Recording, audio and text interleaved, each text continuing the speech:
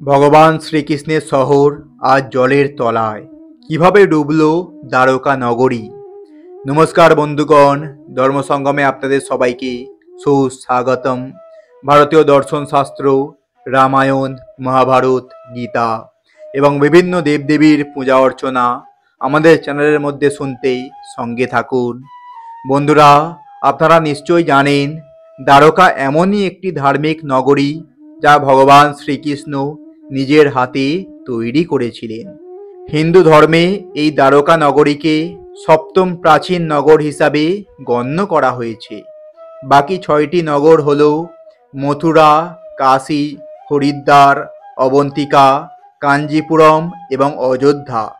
প্রাচীন এই নগরটির অন্য নামও ছিল, যথা দ্বারাবতী, কুশন্তলী, আরন্তক, ওখামণ্ডল, অন্দরদ্বীপ এবং বাণীদুর্গ প্রভৃতি বিভিন্ন নামে এই দ্বারকা নগরী পরিচিত ছিল।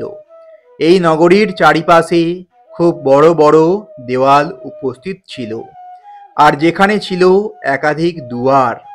আর এই একাধিক দুয়ারের কারণেই এই নগরের নাম হয় দ্বারকা। বন্ধুরা, এত বড় একটি শহর কেন ভগবান শ্রীকৃষ্ণের মৃত্যুর পর সম্পূর্ণরূপে জলের তলায় ডুবে গেল? এর পেছনে আসল কারণই বা কী? বন্ধুরা, বর্তমানে দ্বারকা ভারতের উত্তর পশ্চিম রাজ্য গুজরাটের একটি জেলা। হিন্দু ধর্মাবলম্বীদের 4টি প্রধান ধর্মীয় স্থান বা 4 ধামের একটি হল এই দ্বারকা।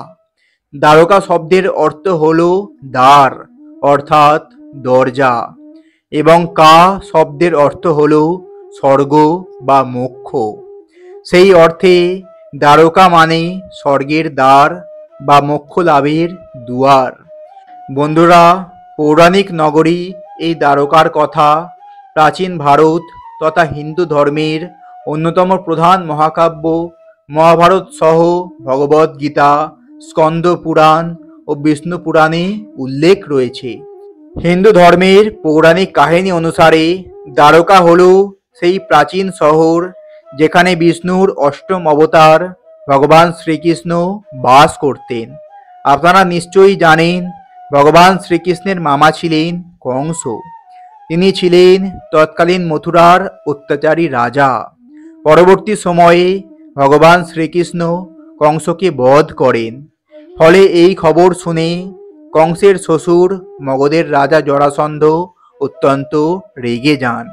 তিনি এর প্রতিশোধ নেওয়ার জন্য মথুরা আক্রমণ করেন, কিন্তু 17 বার মথুরার উপর আক্রমণ করার সত্ত্বেও জরাসন্ধ মথুরা জয় করতে ব্যর্থ হন। তবে এই 17 বার মথুরা আক্রমণের ফলে মথুরায় বসবাসকারী যাদব বংশীয়রা অত্যন্ত দুর্বল হয়ে পড়ে। ভগবান শ্রীকৃষ্ণ তখন বুঝতে পারেন জরাসন্ধ আরও একবার আক্রমণ করলে তা প্রতিরোধ করা যাদবদের কাছে অত্যন্ত কষ্টকর হয়ে উঠবে। তখন তিনি যাদবদের নিয়ে মথুরা ত্যাগ করার সিদ্ধান্ত নেন। মথুরা ত্যাগ করার পর ভগবান শ্রীকৃষ্ণ নতুন একটি নগরী প্রতিষ্ঠার কথা চিন্তা করেন। তিনি তার বাহন গরুড়ে চড়ে ভারতের উত্তর পশ্চিম সীমান্তের সৌরাষ্ট্রে আসেন এবং এই নতুন শহর প্রতিষ্ঠার জন্য নির্মাণের দেবতা বিশ্বকর্মার সাহায্য নেন। বিশ্বকর্মা শ্রীকৃষ্ণকে জানান যদি সমুদ্রের দেবতা সমুদ্রদেব তাদেরকে কিছু জমি প্রদান করেন তাহলে শুধুমাত্র তবেই এই কাজ সম্পন্ন করা সম্ভব। শ্রীকৃষ্ণ তখন সমুদ্রদেবের পূজা করেন। সমুদ্রদেব তখন খুশি হয়ে শ্রীকৃষ্ণকে 12 যোজন অর্থাৎ 773 বর্গ কিমি জমি প্রদান করেন। জমি পাওয়ার পর বিশ্বকর্মা সেখানে দ্বারকা নগরী নির্মাণ করেন। মহাভারত অনুযায়ী এই দ্বারকা ছিল শ্রীকৃষ্ণ তথা যদুবংশীয়দের রাজধানী। খুব ভালোভাবে পরিকল্পনা করে এই দ্বারকা নগরী নির্মাণ করা হয়েছিল। পুরো শহরটি মোট 6টি ভাগে বিভক্ত ছিল। আবাসিক ও বাণিজ্যিক এলাকা, এরই সঙ্গে চওড়া রাস্তা, নগর চত্বর, সোনা রূপা দামি পাথর দিয়ে নির্মিত বিশাল বিশাল প্রাসাদ, জনগণের সুযোগ সুবিধার জন্য নানা স্থাপনা ও উদ্যান প্রভৃতি ছিল এই নগরীতে। প্রায় 7 লক্ষ ছোট বড় প্রাসাদ ছিল এই নগরীতে। এখানে ছিল সুধর্ম সভা নামে এক বিশাল হল ঘর, যেখানে নানা ধরনের আলোচনা সভা অনুষ্ঠিত হতো।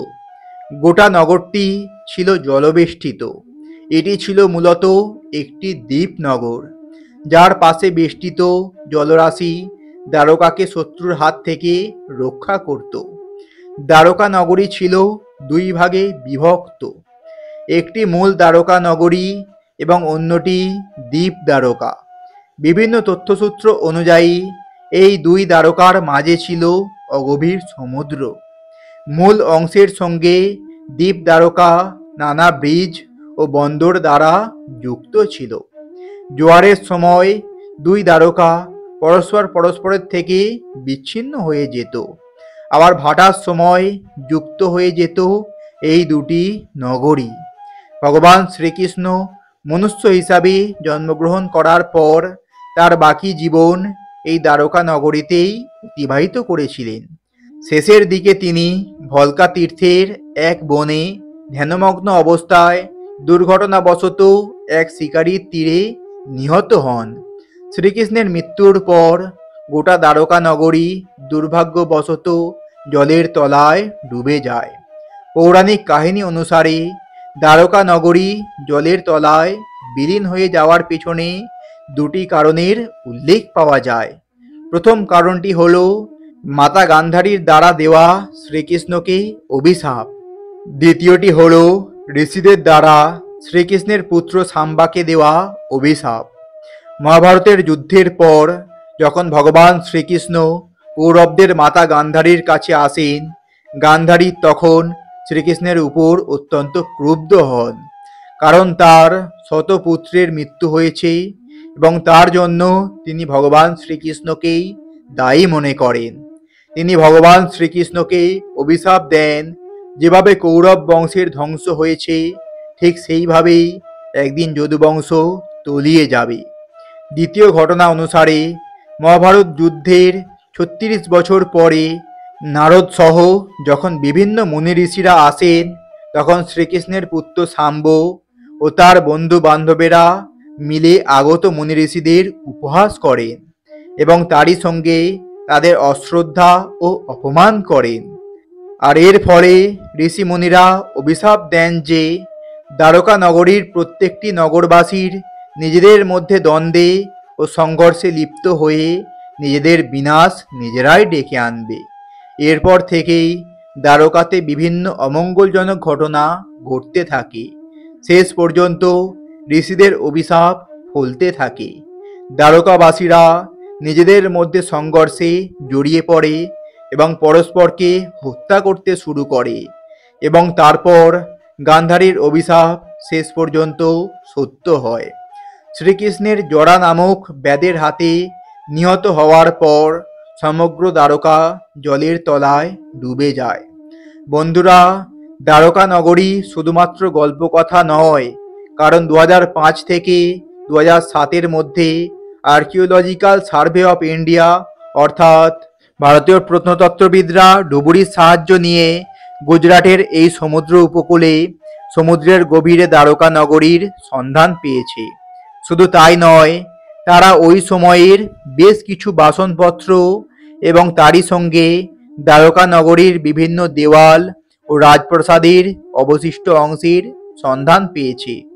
শাস্ত্রীয় ব্যাখ্যা অনুসারে দ্বারকা নগরীর পতনের পরেই মহাপ্রস্থানের লক্ষ্যে পাণ্ডবরা অগ্রসর হন এবং তারপর থেকেই দ্বাপর যুগের অবসান হয়ে কলিযুগের সূচনা হয়। তো বন্ধুরা, আশা করি আমাদের এই ভিডিওটি দেখে আপনারা সমৃদ্ধ হয়েছেন। আজ এখানেই শেষ করলাম, দেখা হবে পরের ভিডিওতে। ভালো লাগলে অবশ্যই আপনজনের উদ্দেশ্যে এটি শেয়ার করবেন। ভালো থাকুন, সুস্থ থাকুন, ধন্যবাদ। ঈশ্বর আপনাদের মঙ্গল করুক।